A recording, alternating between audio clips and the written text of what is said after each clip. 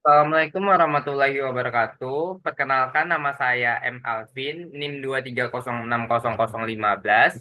Nah, pada kesempatan kali ini saya akan em, memberikan tutorial pengolahan data menggunakan software Stata. Sebelumnya yang saya hormati Bapak Dr. Alphonse Satrianto SEME selaku dosen pada mata perkuliahan statistika lanjutan ini. Saya berasal dari sesi 028. Oke, saya ingin menjelaskan dulu tentang apa itu pengolahan data menggunakan software SPSS. Maksudnya pengolahan data menggunakan software Stata.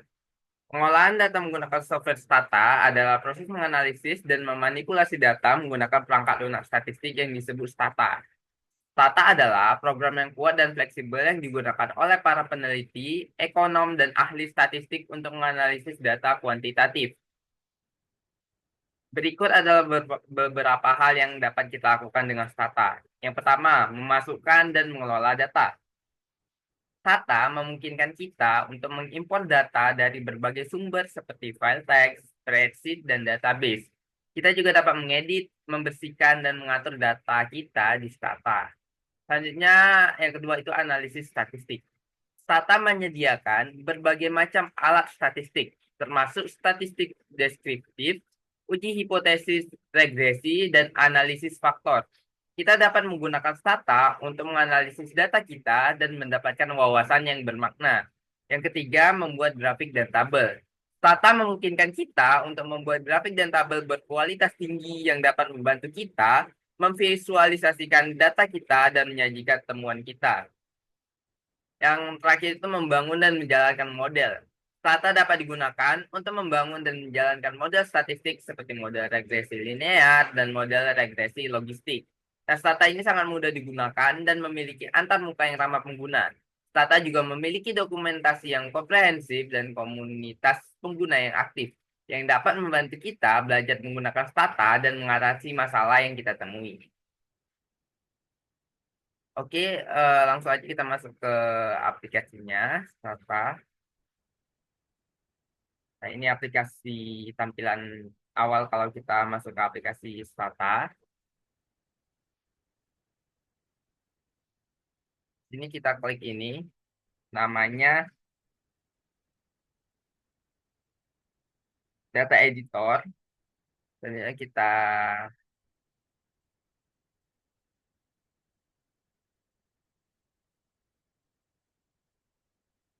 ke Data Editor. Selanjutnya kita ambil datanya di Excel. Kita copy X1-nya, copy X1 terlebih dahulu. Ctrl C. Selanjutnya kita kembali ke aplikasi Stata. Kita Ctrl V. Selanjutnya X2.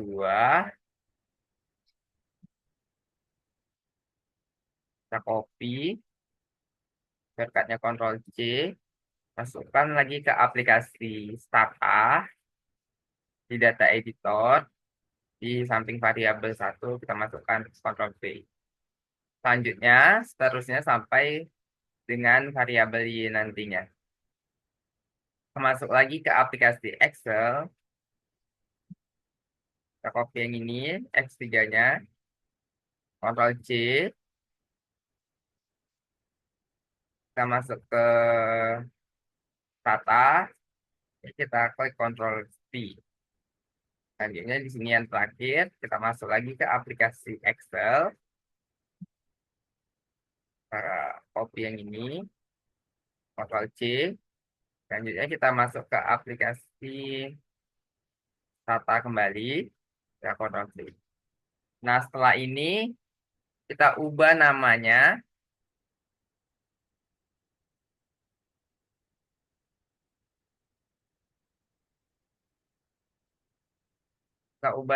di sini, variabel satu. Nah, ini kita ubah menjadi yang namanya X1. Oke, variabel 2, kita ubah namanya menjadi X2. X2, variabel 3 kita ubah namanya menjadi X3. X3, dan variabel 4 kita ubah namanya menjadi Y. Klik enter.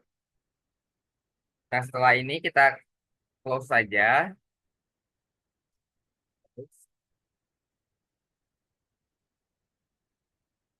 Kita masuk ke aplikasi Papanya kembali.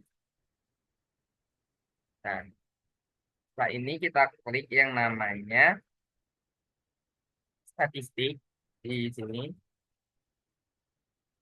Terus ada namanya linear model and related. Selanjutnya masuk ke linear regression. Masukkan di variabel dependennya yaitu Y, dan masukkan variabel independennya yaitu X1, X2, dan X3. Lalu klik OK.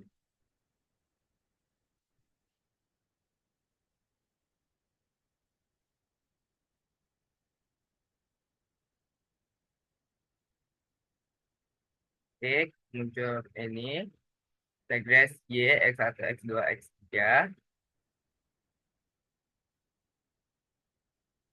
Output stata ini nunjukin hasil regresi linear berganda dengan variabel dependen Y dan 3 variabel independen, X1, X2, dan X3. Interpretasi dari outputnya yaitu pada model summary R square 0,6229 menunjukkan bahwa model menjelaskan sekitar 62,20% variansi dalam variabel dependen atau Y. Ini menunjukkan tingkat kesesuaian model yang cukup baik. Selanjutnya ada adjusted R square, itu 0,5601 yang menyesuaikan R square untuk jumlah variabel prediktor dalam model. Nilai ini sedikit lebih rendah dari R square, yang wajar karena adanya 3 variabel prediktor. Selanjutnya ada F statistik, yaitu 9,91 dan P value 0,0004.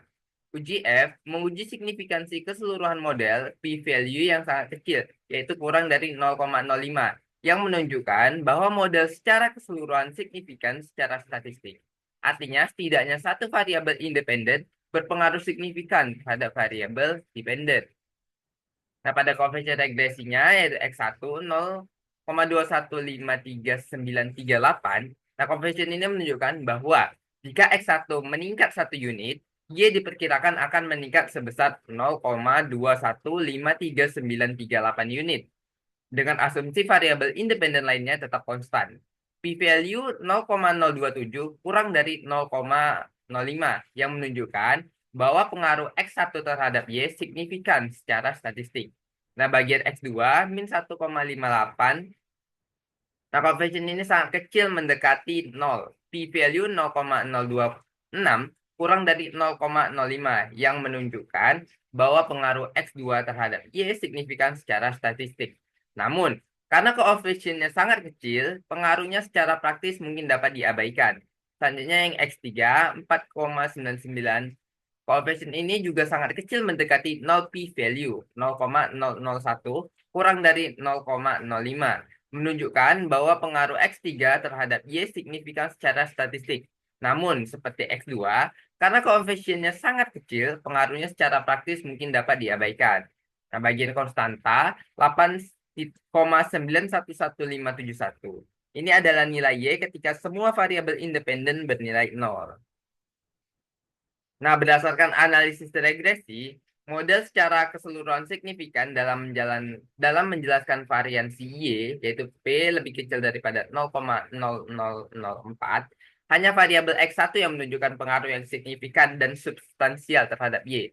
Variabel X2 dan X3, meskipun signifikan secara statistik, memiliki koefisien yang sangat kecil, sehingga pengaruhnya terhadap Y secara praktis dapat diabaikan.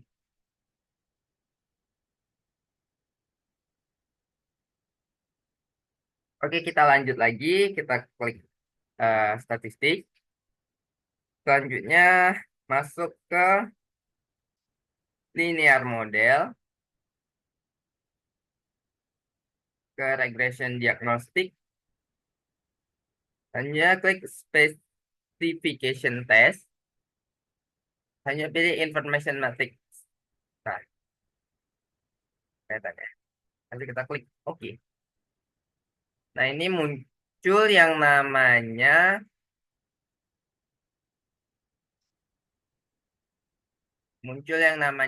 stat imtest. Nah, output stata menunjukkan hasil uji diagnostik untuk memeriksa asumsi-asumsi regresi linear.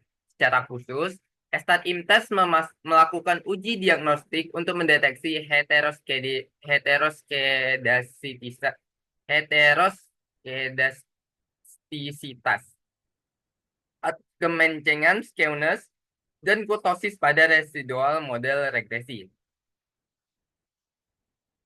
Nah, output menunjukkan dekomposisi uji IM atau influence measure dari Cameron dan Trivedi.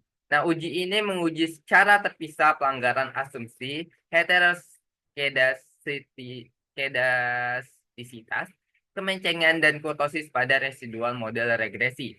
Nah, heteroskedastisitas yaitu uji chi-square menghasilkan nilai 19,77 dengan 9 derajat kebebasan dan p-value 0,0194. Karena p-value kurang dari 0,05, hipotesis nol atau homoskedastisitas ditolak. Ini menunjukkan adanya bukti heteroskedastisitas dalam residual model regresi. Artinya, variansi residual tidak konstan di seluruh observasi. Selanjutnya, kemencengan atau skewness. Uji chi-square menghasilkan nilai 13,57 dengan 3 derajat kebebasan dan p-value 0,0035. Karena p-value kurang dari 0,05, hipotesis nol atau residual terdistribusi simetris ditolak. Ini menunjukkan adanya kemencengan dalam distribusi residual. Selanjutnya, kurtosis. Uji chi-square menghasilkan nilai 0,89 dengan 1 derajat kebebasan dan p-value 0,3446. Karena p-value lebih besar dari 0,05, hipotesis nol atau kurtosis normal diterima. Ini menunjukkan bahwa kurtosis residual tidak berbeda secara signifikan dari distribusi normal. Nah, hasil StatImtest ini menunjukkan pelanggaran beberapa asumsi regresi linear. Terdapat bukti kuat adanya heteroskedastisitas dan kemencengan dalam residual model. Kurtosis residual bagaimanapun tidak berbeda secara signifikan dari distribusi normal. Pelanggaran asumsi ini dapat mempengaruhi validitas inferensi statistik dari model regresi. Nah, model perlu diperbaiki atau interpretasi hasil regresi perlu dilakukan dengan hati-hati. Kita masuk ke bagian selanjutnya, itu kita klik statistik. Kita masuk ke linear model lagi, regression diagnostic. Selanjutnya, kita pilih specification test. Selanjutnya kita cari yang namanya variance inflation factor for the independent variable atau VIF. Kita klik OK. Nah, ini muncul stat FIF.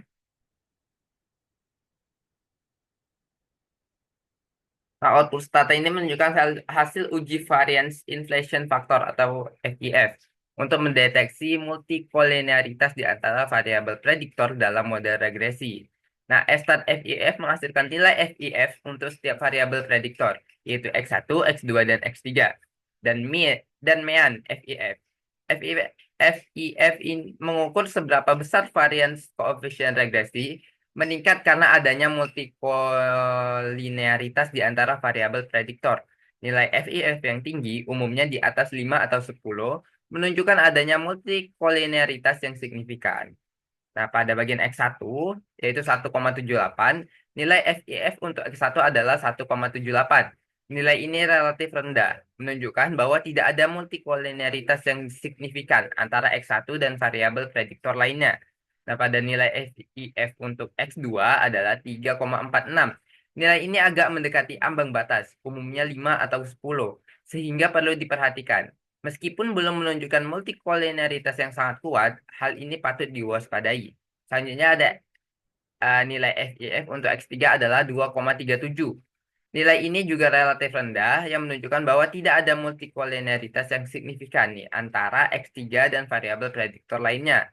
Mean FIF-nya itu adalah 2,54. Nilai ini masih relatif rendah, menunjukkan bahwa secara keseluruhan multikoliniaritas di antara variabel prediktor tidak perlu menjadi masalah.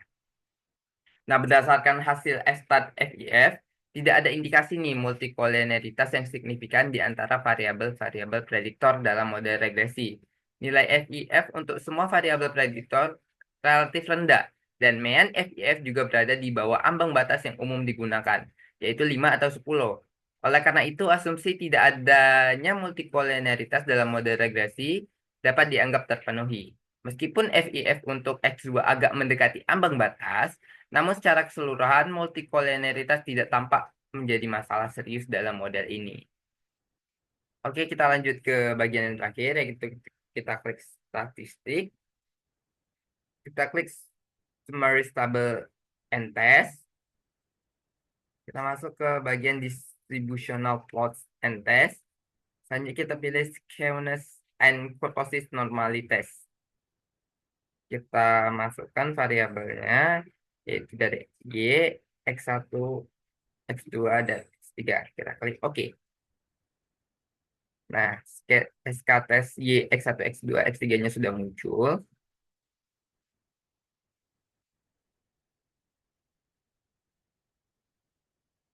Nah, output stata menunjukkan hasil uji skewness dan kurtosis untuk menguji normalitas variabel dependen atau Y dan variabel independen, yaitu X1, X2, dan X3. Nah, uji ini memeriksa apakah distribusi variabel-variabel tersebut menyimpang secara signifikan dari distribusi normal berdasarkan skewness dan kurtosis. Nilai P yang kecil menunjukkan penyimpangan yang signifikan dari normalitas. Y, uji gabungan atau joint test menunjukkan p-value 0,0002 yang sangat kecil atau kurang dari 0,05. Ini menunjukkan bahwa variabel dependen Y secara signifikan menyimpang dari distribusi normal. Baik skewness maupun kurtosis secara individual juga menunjukkan penyimpangan signifikan atau P lebih kecil daripada 0,05. X1, uji gabungan menunjukkan p-value 0,8128 yang lebih besar dari 0,05. Ini menunjukkan bahwa variabel independen X1 tidak menyimpang secara signifikan dari distribusi normal. Yaitu selanjutnya X2, uji gabungan menunjukkan p-value 0,2779 yang lebih besar dari 0,05. Ini menunjukkan bahwa variabel independen X2 tidak menyimpang secara signifikan dari distribusi normal. Selanjutnya X3, yaitu uji gabungan menunjukkan p-value 0,3656 yang lebih besar dari 0,05. Ini menunjukkan bahwa variabel independen X3 tidak menyimpang secara signifikan dari distribusi normal. Nah, berdasarkan hasil SK-test, hanya variabel dependen Y yang menunjukkan penyimpangan signifikan dari distribusi normal. Atau P sama dengan 0,0002. Nah, variabel independen X1, X2, dan X3 menunjukkan distribusi yang tidak berbeda secara signifikan dari distribusi normal. Penyimpangan Y dari normalitas dapat mempengaruhi validitas uji-uji statistik yang mengasumsikan normalitas terutama dalam model regresi. Oke, cukup. Oke, cukup sekian penjelasan saya tutorial pengolahan data menggunakan software Stata. Lebih dan kurangnya saya mohon maaf. Saya akhiri dengan Assalamualaikum warahmatullahi wabarakatuh.